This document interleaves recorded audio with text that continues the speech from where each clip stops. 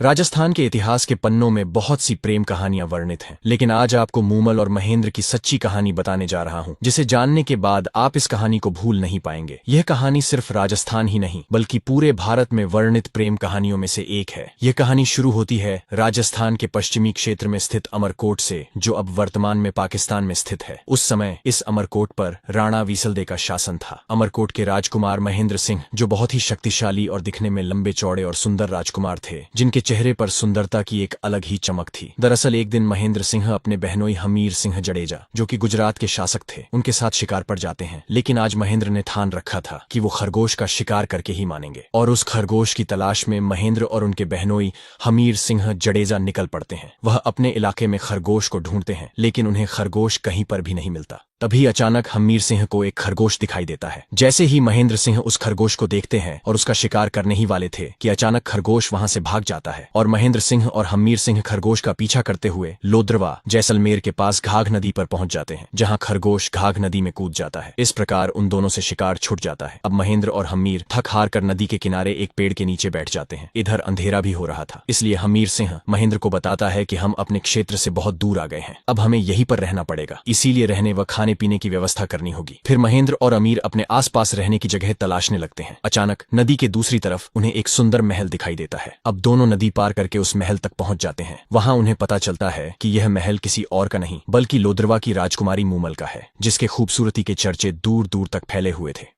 जब वे इस महल के पास पहुंचते हैं तो वे देखते हैं कि महल को गुलाब के फूलों से सजाया गया था। महल के चारों तरफ पहरेदार हैं और सेवक सेविकाएं खड़ी हैं। देखते हैं इस महल के चारों तरफ रौनक ही रौनक है। इसके बाद महेंद्र सिंह महल के सेवकों को अपना परिचय देता है और बताता है कि वह अमरकोट का राजकुमार महेंद्र सिंह है और यह गुजरात का शासक हमीर सिंह जडेजा है। हम शिकार के लिए आए थे, लेकिन हम रास्ता भटक गए हैं और अब हम आपके यहाँ भोजन और आराम करने के लिए रुकना चाहते हैं। अब इसके बाद उन्हें महल के अंदर ले जाते हैं और का बड़ा आतिथ्य किया जाता है। उनके आराम और भोजन की व्यवस्था की जाती है। अब भोजन करने के बाद महेंद्र सिंह और हमीर सिंह वहां से अमरकोट जाने की तैयारी करते हैं, लेकिन जैसे ही उनके जाने का एहसास होता है, एक सेवक राजकुमारी का संदेश लेकर उनके पास पहुंचता है और कहता है कि राजकुमारी मूमल आपसे मिलना चाहती है, लेकिन साथ में नहीं, अलग अलग आना है। अब राजकुमार महेंद्र सिंह अपने बहनोई हमीर सिंह से कहते हैं कि आप बड़े हैं तो आपको पहले राजकुमारी से मिलने जाना चाहिए। अब हमीर सिंह उस कक्ष की ओर जाते जिस कक्ष में राजकुमारी मूमल रहती है। जब हमीर सिंह उस कक्ष में जाने के लिए उस गलियारे में प्रवेश करते हैं तो हमीर को कक्ष का रास्ता बहुत अजीब लगता है। अब जैसे ही हमीर सिंह कक्ष की ओर थोड़ा और आगे बढ़ते हैं तो वह देखता है कि कक्ष के सामने रास्ते पर शेर और मगरमच्छ जैसे कई खतरनाक जानवर हैं। हमीर सिंह तुरंत पीछे मुड़ते हैं और महेंद्र के पास आकर कहते हैं कि वह कैसी अजीब औरत है, इसने इतने खतरनाक जानवरों को अपना रक्षक बना रखा है। यह सुनते ही महेंद्र सिंह तुरंत कहते हैं कि मैं उस राजकुमारी से मिलने जाता हूं जिसने इतने खतरनाक जानवरों को अपना रक्षक बना रखा है। और यह कहकर महेंद्र सिंह हाथ में तलवार लेकर राजकुमारी मूमल के कक्ष की ओर बढ़ने लगते हैं, और जैसे ही वह कक्ष के पास पहुंचते हैं तो उनके सामने एक शेर दिखाई देता है। महेंद्र सिंह तुरंत अपनी तलवार के एक ही वार से उस शेर का सर धड़ से अलग कर देते हैं। महेंद्र को पता चलता है कि ये सब असली नहीं बल्कि नकली है, लेकिन दिखने पर असली लगते हैं। उसके बाद महेंद्र सिंह राजकुमारी मूमल के कक्ष में पहुंचते हैं, और जैसे ही वह कक्ष में प्रवेश करते हैं, अपने सामने का दृश्य देखकर महेंद्र की नजरें ठहर जाती हैं। उसने देखा कि एक सुंदर लड़की, जिसकी आंखें हिरणी के समान थीं, जिसके बाल एड़ियों तक लंबे थे, जिसका चेहरा शरद ऋतु की पूर्णिमा की चांद के समान था, वह कन्या सामने खड़ी महेंद्र की प्रतीक्षा कर रही थी। और यह कन्या कोई सामान्य कन्या नहीं थी, बल्कि यह लोद्रवा की राजकुमारी मूमल थी, जिसकी सुंदरता का बखान दूर दूर तक फैला हुआ था। कक्ष में खड़ा महेंद्र सिंह अपनी नजरें मूमल से हटा नहीं पा रहा था। वह उसे देखकर अभिभूत हो जाते हैं। मूमल इतनी आकर्षित थी कि महेंद्र मूमल पर कायल हो जाता है, और दूसरी ओर इस लंबी कदकाठी वाले सुंदर नवजवान को देखकर मूमल भी उसकी ओर आकर्षित हो जाती है, और पहली ही मुलाकात में दोनों एक दूसरे से प्यार कर बैठते हैं। अब इसके बाद मूमल और महेंद्र बातें करने लगते हैं, और मूमल और महेंद्र बातों में इतने मग्न हो गए कि उन्हें पता ही नहीं चला कि कब रात बीत गई। और अब अगली सुबह हो गई। महेंद्र सिंह राजकुमारी मूमल से अमरकोट जाने की इजाजत मांगते हैं तो मूमल महेंद्र को रोक लेती है, और मूमल महेंद्र के सामने अपनी शादी का प्रस्ताव रखती है। ये सुनते ही महेंद्र कहता है कि वो इस प्रस्ताव को स्वीकार नहीं कर सकता, क्योंकि महेंद्र के पहले से 6 रानियां हैं। फिर भी वो दोनों एक दूसरे से अलग नहीं होना चाहते थे, इसलिए मूमल ने महेंद्र के सामने एक शर्त रखी और कहा कि तुम्हें रोज मुझसे मिलने आना पड़ेगा। महेंद्र ने राजकुमारी मूमल की यह शर्त स्वीकार कर ली, और यह शर्त स्वीकार करने के बाद राणा महेंद्र सिंह हमीर सिंह जडेजा के साथ अमरकोट के लिए निकल जाते हैं। लेकिन अमरकोट आने के बाद महेंद्र को हर जगह राजकुमारी मूमल ही नजर आ रही थी, और अंदर ही अंदर वो परेशान भी था कि कैसे वह इतने कम समय में प्रतिदिन अमरकोट से लोद्रवा तक 100 मील की दूरी तय कर लेगा। लेकिन उसने राजकुमारी मूमल को वचन भी दे रखा था, इसलिए वह उस उस वचन को भी नहीं तोड़ सकता था। और इसी चिंता में वह एक ऊंट पालक के पास जाता है और उससे पूछता है कि क्या कोई ऐसा ऊंट है जो उसे रात को लोद्रवा पहुंचा दे और सुबह होने से पहले वापस अमरकोट छोड़ सके।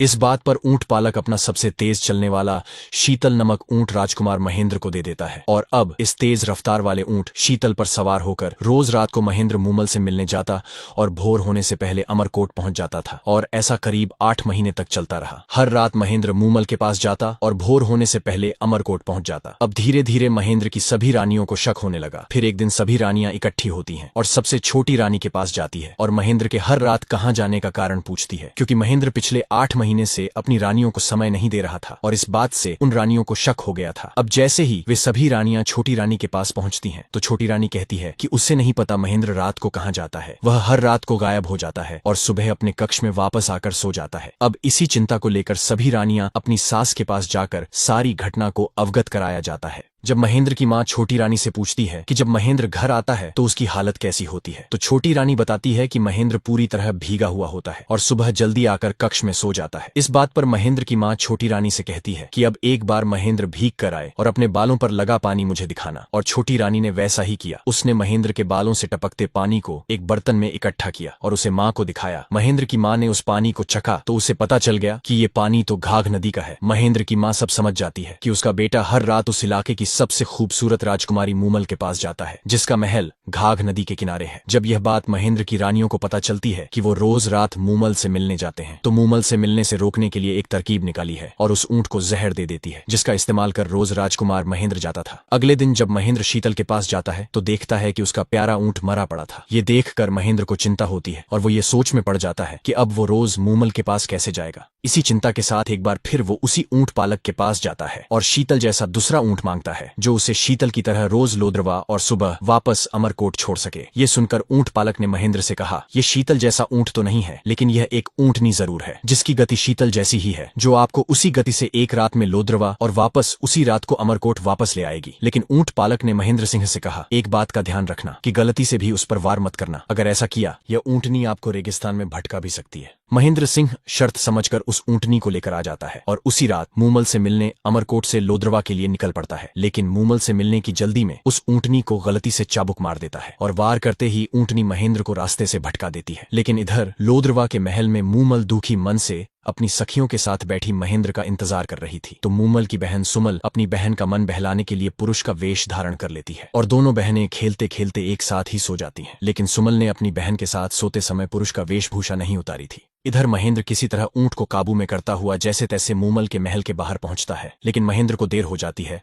और वह सुबह के 4 से 5 बजे तक पहुंचता है और सीधे मूमल के कक्ष की तरफ जाता है। और जैसे ही वह मूमल के कक्ष में प्रवेश करता है तो उसके पैरों तले जमीन खिसक जाती है। वह अपने सामने का दृश्य देखकर दंग रह जाता है और देखता है कि राजकुमारी मूमल एक पुरुष के साथ सो रही थी। यह दृश्य देखकर महेंद्र के हाथ में रखा चाबुक वहीं दरवाजे पर गिर जाता है। लेकिन वास्तव में मूमल के साथ कोई पुरुष नहीं, बल्कि वह पुरुष का वेश धारण किए हुए मूमल की बहन सुमल सो रही थी। लेकिन महेंद्र को क्या पता था कि यह उसकी बहन सुमल है। महेंद्र कक्ष के दरवाजे के पास खड़ा यह दृश्य देखकर बहुत दुखी होता है और अब वह पूरी तरह से टूट चुका था। वह तुरंत अमरकोट के लिए रवाना हो जाता है। मूमल से मिले बिना ही वह चला जाता है। अब जब सुबह होती है तो मूमल अपने कक्ष से बाहर आती है और महेंद्र का चाबुक देखती है। अचानक चौंक जाती है कि महेंद्र रात को आया तो था, लेकिन उससे मिले बिना कैसे वापस चला गया। तब मूमल ने सोचा कि शायद महेंद्र ने सुमल को एक गैर पुरुष समझा होगा, इसीलिए शायद वह नाराज हो गया और उससे मिले बिना ही चला गया।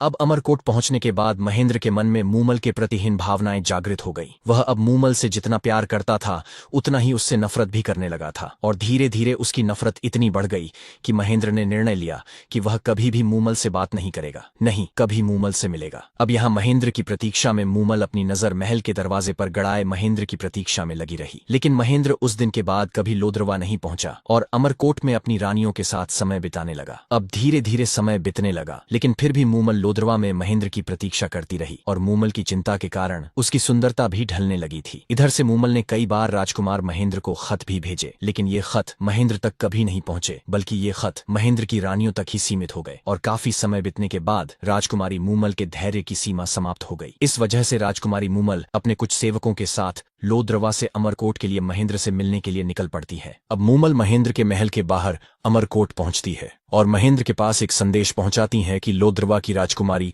मूमल उनसे मिलने आई है। यह संदेश महेंद्र तक पहुंचता है, लेकिन महेंद्र अभी भी मूमल से नाराज था, जिसके कारण महेंद्र ने यह समाचार भेजा कि महेंद्र की तबीयत खराब होने के कारण वह मूमल से नहीं मिल सकता है। लेकिन मूमल किसी भी कीमत पर महेंद्र से मिलना चाहती थी, जिस कारण वह रात को अमरकोट में ही रुकती है। और अगली सुबह मूमल ने फिर से संदेश भेजा कि महेंद्र की तबीयत अब कैसी है, क्या वह अब मुझसे मिल सकता है। लेकिन एक बार फिर महेंद्र की तरफ से यह अस्वीकार कर दिया जाता है। लेकिन मूमल भी कहाँ मानने वाली थी।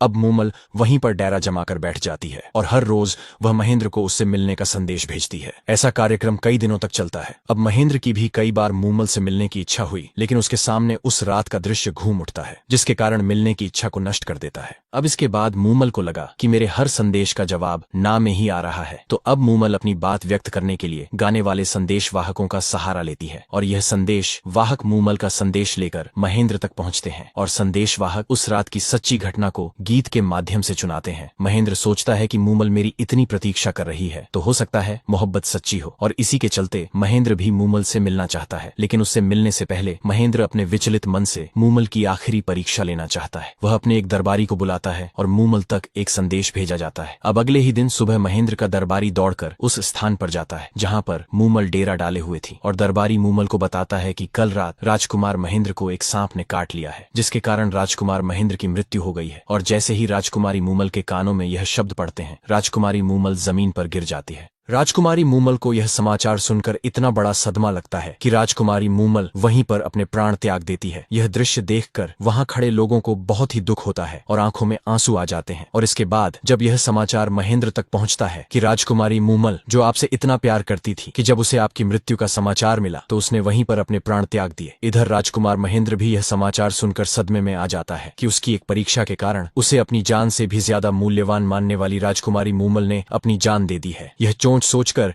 महेंद्र भी मूमल के लिए पागल हो जाता है, और पागल होने के कारण इस दौरान राजकुमार महेंद्र भी मूमल की याद में अपनी जान दे देता है। तो दोस्तों, ये थी राजस्थान की सच्ची प्रेम कहानी, जिसे बताने में कोई गलती हो गई हो तो माफी चाहता हूं। अगर आप लोगों को ये कहानी अच्छी लगी हो तो लाइक, कमेंट और सब्सक्राइब करना न भूलें।